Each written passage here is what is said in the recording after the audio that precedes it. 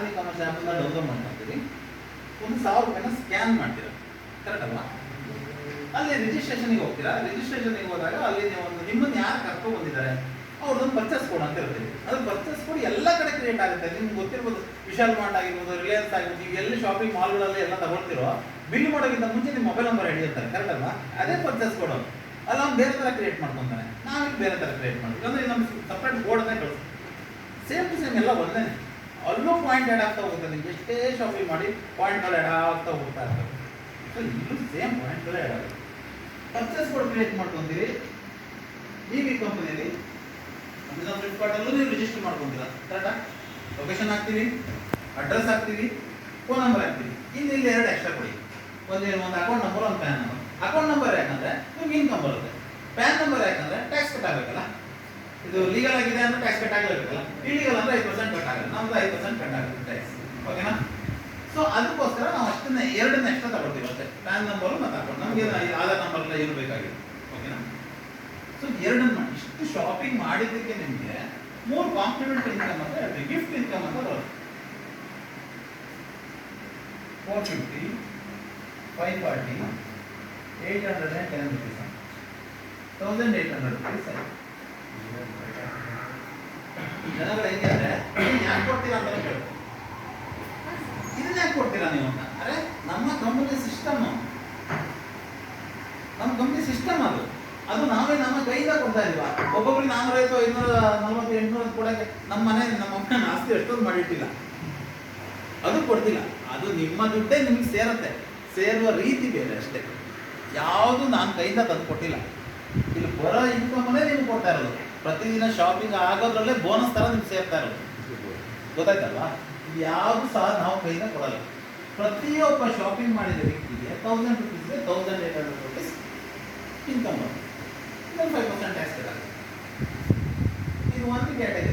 ನೀವೇ 10 ಸಾರಿ ಬೇಕಾದರೂ ಶಾಪಿಂಗ್ ಮಾಡ್ಕೊಳ್ಳಿ. 10 ಸಾರಿ ಅಲ್ಲ, 100 ಸಾರಿ ಬೇಕಾದರೂ ಶಾಪಿಂಗ್ ಮಾಡಿ. 1000 ರೂಪಾಯಿಗೆ 1800 ರೂಪಾಯಿ ಥರ ಬಂದೇ ಬರುತ್ತೆ. 10,000 ರೂಪಾಯಿಗೆ 18,000 ರೂಪಾಯಿ ಬರುತ್ತೆ.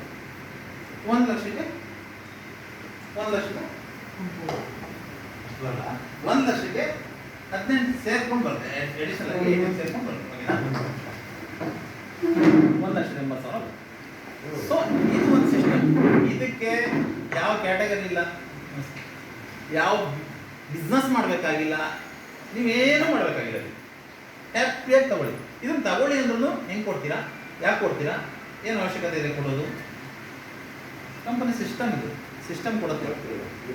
ಗ್ಲೋಬಲ್ ಸೇಲಿಂದ ಕೊಡುತ್ತೆ. ಕಂಪನಿಯಲ್ಲಿ ಬೇರೆ ಬೇರೆ ವ್ಯಕ್ತಿಗಳು ಬೇರೆ ಬೇರೆ ಊರುಗಳಲ್ಲಿ ಬಿಸ್ನೆಸ್ ಮಾಡ್ತಾರಲ್ಲ, ಅದರಿಂದ ಅದು ಪಾಯಿಂಟ್ ಆ್ಯಡ್ ಆಗಿ ಬರುತ್ತೆ. ನೀವು ಒಬ್ಬರು ಜಾಯ್ನ್ ಆಗಿದ ತಕ್ಷಣ 1000 ಅಂತ ನಿಮ್ಗೊಂದು ಗ್ಲೋಬಲ್ ಸೇಲ್ಸಲ್ಲಿ ಕಾಣುತ್ತೆ, ಗೊತ್ತಲ್ವಾ? ಒಬ್ಬ ವ್ಯಕ್ತಿ ಬಂದ ತಕ್ಷಣ ನಿಮ್ಮ ಶಾಪಿಂಗ್ ಆದಮೇಲೆ 1000 ಅಂತ ಬರುತ್ತೆ.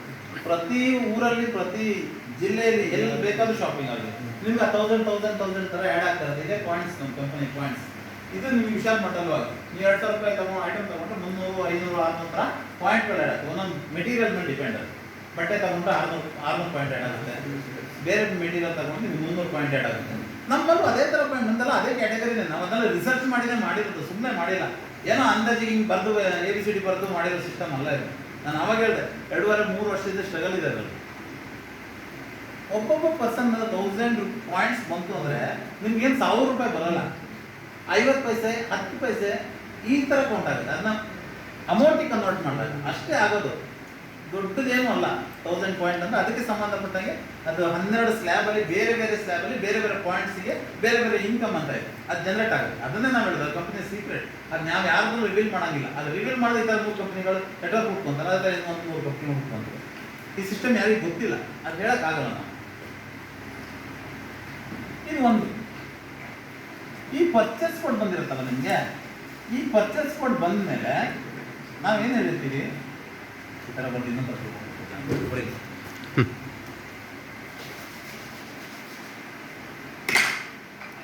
ನಿಮ್ಮ ಮೊಬೈಲ್ಗಳಲ್ಲಿ ಎಷ್ಟೊಂದು ಕಾಂಟ್ಯಾಕ್ಟ್ ಇದೆ, ಕರೆಕ್ಟ್ ಅಲ್ವಾ?